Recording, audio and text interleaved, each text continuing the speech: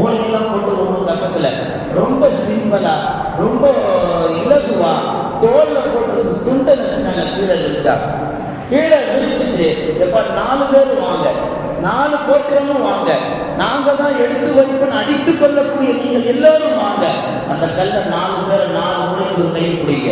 அந்த கல்லை எடுத்து இந்த துண்டுல வைங்க. 4 பேர் 4 மூலை பிடிங்க. 4 பேர் எடுத்து வச்ச பங்கு 4 பேருக்கு கிடைச்சிருந்தாங்க. எவ்வளவு அழகான முறையிலே சண்டை போட்டுக் கொண்டிருந்த அந்த மக்களை சுலபமான முறையில் ஒன்றிணைத்தார்கள். ஏன் இந்த அறிவு அவங்களுக்கு இல்லையா என்று நாம் கேள்வி கேட்கலாம். அதான் இல்லை, அறியாமை, அவ்வளவு அறியாமை, அவ்வளவு மடையர்களாக வாழ்ந்தார்கள்.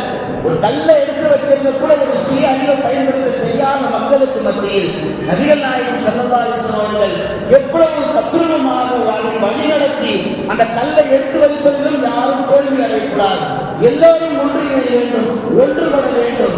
இந்த நிகழ்வு இன்றைக்கு மாற்ற முடிவதல்ல, நாளை கியாமத் வரைக்கும் வரக்கூடிய அத்துணை மனித சமுதாயத்திற்கும் இந்த நிகழ்வு ஒரு படிப்பினையாக இருக்க வேண்டும், ஒரு பாடமாக அமைய வேண்டும்.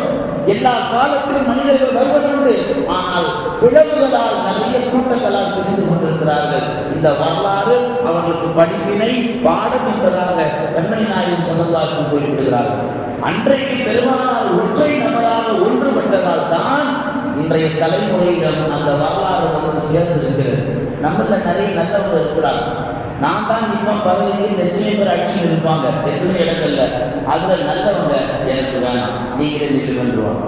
அந்த விட்டு கொடுத்தல், அந்த ஒன்றுபடுதல், நான் பொறுப்பை இருந்தா என்ன, நீ பொறுப்பை இருந்தாங்க, மகல்லா நல்லா இருக்கணும், வருங்கால சந்ததிகள் நல்லா இருக்கணும், யார் இருந்தால் என்ன, நல்லது யாரு வேண்டுமானாலும் செய்யலாம் என்ற எண்ணத்தை அன்றைக்கு ரசூலுல்லாஹ் விதைத்தார்கள்.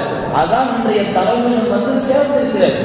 அன்றைக்கு நபிகள் நாயகம் அந்த சண்டையை கண்டு காணாமல் போயிருந்தால் இன்றைக்கு என்ன ஆயிருக்குங்க, முசல்லாவை நான் தான் முதல்ல போடுவேன், அகத்துக்கு நான் தான் முதல்ல அகத்துக்கு தண்ணி கொடுப்பேன். அந்த சண்டை இன்றைக்கும் வாழை வாழையே தொடர்ந்து கொண்டே வந்திருக்கும்.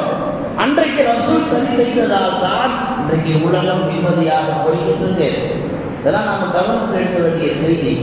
குர்ஆனில் அல்லாஹ் சொல்வான், வாழ்த்து செய்யும் அல்லாஹி ஜமியா, நீங்கள் அல்லாஹ்வுடைய கயிற்றை பலமாக பற்றி பிடித்துக் கொள்ளுங்கள், அந்த கயிற்றை விட்டு விடாதீர்கள். உலமாக்கள் அந்த கயிற்றுக்கு விளக்கம் தருவார்கள். அந்த கயிறு தான் குர்ஆன் ஷரீஃப் என்று சொல்வார்கள். நீங்க எத்தனை புத்தகத்தை கொண்டாந்து வச்சுக்கிட்டு இதுதான் வேதம் என்று சொல்லிக் கொண்டிருக்கிறார்கள். அது கிடையாது. அல்லாஹ்வுடைய கயிறு என்றால் கலாம் ஷரீஃப் தான். கலாம் ஷரீஃபை ஓதுங்கள், அந்த கலாம் ஷரீஃபை தமிழ் தர்ஜுமாவை படியுங்கள், வாழ்க்கை சிறப்பானதாக இருக்கும். தர்ஜுமாவை படித்த சமூகம், தர்ஜுமாவை படிக்க மறந்த சமூகமாக இருப்பதனால் தான் நமக்கு மத்தியில விட்டுக் கொடுக்கிற மனப்பான்மை வரதில்லை. குர்ஆன் முன்னே எத்தனை வரலாறு தெரியுமா? குர்ஆனை தர்ஜுமா பண்ணுங்க. அன்பார்ந்தவர்களே, இன்றைய எப்படிப்பட்ட நிலைமை என்றால், அந்த நபி, எந்த நபி ஒன்றுபட்டு வருங்கால சமுதாயத்தில் கொண்டு வந்து இந்த தீனை சேர்ந்தார்களோ அப்படிப்பட்ட நபியினுடைய சுன்னத்தான ஸலவாத்துக்களை வாயிலிருந்து சொல்வதற்கு கூட இன்றைய ஒரு சில தொழிலாளிகளுக்கு நாவில் சப்தம் வெளியே வருவது கிடையாது. நிசப்தமாகவே ஸலவாத்துக்களை மொழிகிறார்கள். ஸலவாத்து சொல்வதில் ஒன்றுபடுவது கிடையாது.